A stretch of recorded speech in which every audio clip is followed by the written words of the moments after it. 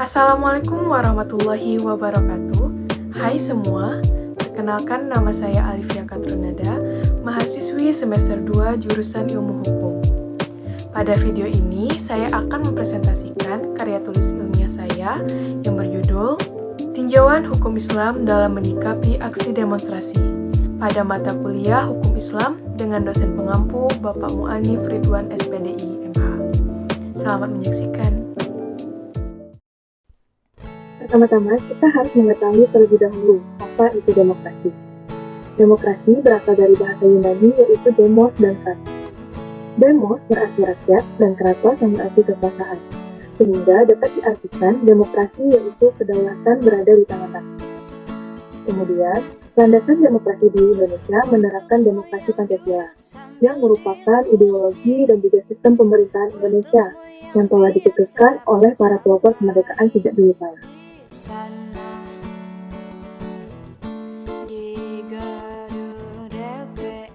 Negara Kesatuan Republik Indonesia menganut sistem demokrasi dalam menjalankan roda pemerintahan yang dijalankan oleh DPR dan MPR. Rakyat memiliki kekuatan suara untuk memilih wakil-wakil perpanjangan tangan mereka di parlemen. Bahkan, presiden pun terpilih berdasarkan suara rakyat. Kekuasaan memilih sepenuhnya berada di tangan rakyat, sebagaimana termaktub dalam pasal 1 ayat 2 Undang-Undang Dasar 1945 yang menyatakan bahwa kedaulatan berada di tangan rakyat dan dilaksanakan menurut Undang-Undang Dasar. Dengan begitu, para wakil rakyat menjadi wadah aspirasi masyarakat umum yang diharapkan mampu menjamin kesejahteraan masyarakat umum. Nah, dasar hukum bersuara terdapat di dalam Undang-Undang Negara Republik Indonesia tahun 1945. Kebebasan menyatakan pendapat dijamin dalam pasal 28 yang berbunyi, kemerdekaan berserikat dan berkumpul, mengeluarkan pikiran dengan lisan dan tulisan, dan sebagainya ditetapkan dengan undang-undang. Kemudian ditambah lagi dengan lahirnya Undang-Undang Nomor 9 Tahun 1998 tentang kemerdekaan menyatakan pendapat di muka umum. Terdapat pada pasal 9 ayat 1 yang membolehkan menyampaikan pendapat dengan cara unjuk rasa atau demonstrasi. Adanya undang-undang tersebut pada intinya memberikan kebebasan suara kepada masyarakat sipil untuk berpartisipasi dalam politik. Sehingga semakin banyak kelompok-kelompok yang bermunculan untuk menyuarakan suara dan aspirasinya.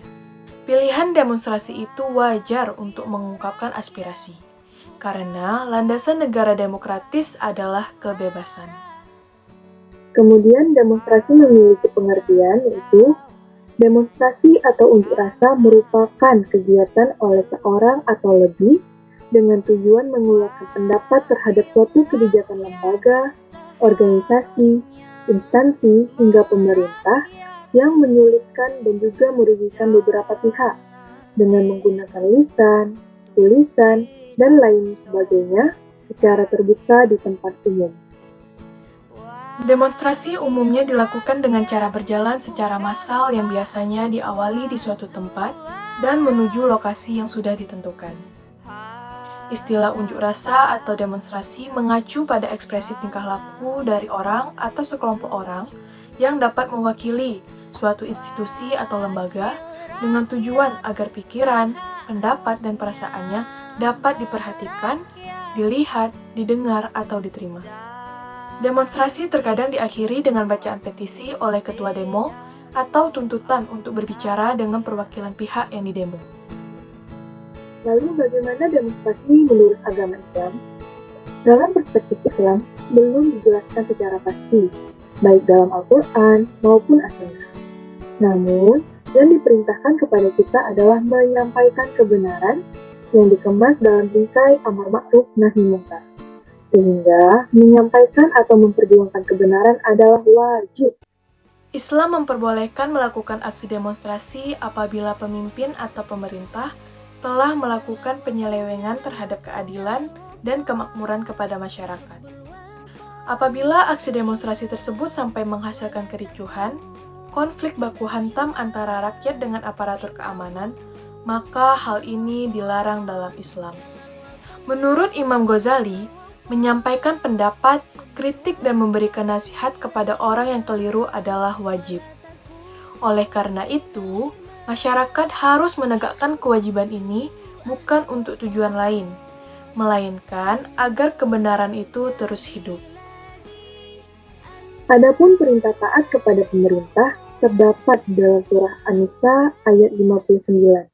Ya ayyuhalladzina amanu athi'u Allah wa athi'u ar-rasul wa ulil amri minkum. Yang artinya, hai orang-orang yang beriman, taatilah Allah Subhanahu wa Ta'ala dan taatilah Rasul-Nya dan ulil amri di antara kamu. Ayat ini menjelaskan bahwa ketaatan kepada pemimpin pada urutan ketiga setelah taat kepada Allah dan Rasul-Nya. Yang dimaksud dalam taat kepada pemimpin di sini dibatasi selama pemimpin tersebut tidak melakukan kezaliman atas melaksanakan kewajibannya sebagai pemimpin. Maka dalam hukum Islam, kita harus melihat terlebih dahulu aspek positif dan negatifnya sebelum bertindak. Adapun demonstrasi menurut fikih siyasah, Perlu saya jelaskan terlebih dahulu, fikih siyasah adalah ilmu agama yang mengatur negara, tugas-tugas negara, hubungan negara dengan rakyat, hubungan suatu negara dengan negara lain, atau menyangkut ketatanegaraan. dalam terminologi bahasa Arab, yaitu ada dua. Yang pertama adalah muzaharah dan yang kedua yaitu masyarah. Muzaharah yaitu merupakan sarana menyampaikan gagasan yang dianggap benar dan berupaya mensiarkannya dalam bentuk pengerahan massa dengan cara boikot, pemogokan, kerusuhan, bahkan perusakan. Kemudian yang kedua yaitu masyarah. Masyarah adalah aksi sekelompok masyarakat untuk mendukung atau menuntut sesuatu tanpa disertai perusakan dan penghancuran fasilitas umum maupun khusus. Sehingga perbedaan antara keduanya yaitu muzaharah merupakan aksi demonstrasi yang disertai dengan tindakan kekerasan, sedangkan masyarah lebih kepada aksi damai tanpa kekerasan dan dilakukan dengan cara long march. Ikut beberapa sejarah aksi demo besar di Indonesia. Yang pertama yaitu Tripura. Tripura terjadi akibat krisis ekonomi dan politik pada akhir masa demokrasi terpimpin di tahun 1966. Kemudian, demokrasi yang terbesar selanjutnya adalah reformasi, yaitu upaya mahasiswa menurunkan pemerintahan Orde Baru yang kala itu dipimpin oleh Presiden Soeharto pada tahun 1998. Kemudian yaitu terjadinya aksi 212 yang diakibatkan karena seorang oknum pemerintah menistakan surah Al-Maidah ayat 51 yang memicu kebangkitan umat dalam membela agama. Pada akhir tahun 2016, Allah Subhanahu wa Ta'ala menakdirkan umat Islam dalam aksi-aksi unjuk rasa.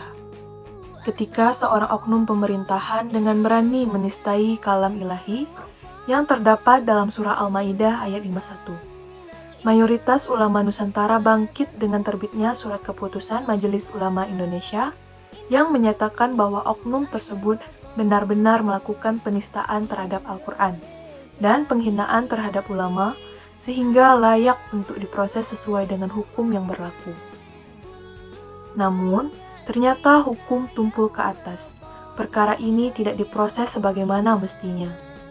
Melihat hal itu, sebagian ulama berpendapat bahwa menasihati pemimpin hendaknya dilakukan dengan cara tersembunyi.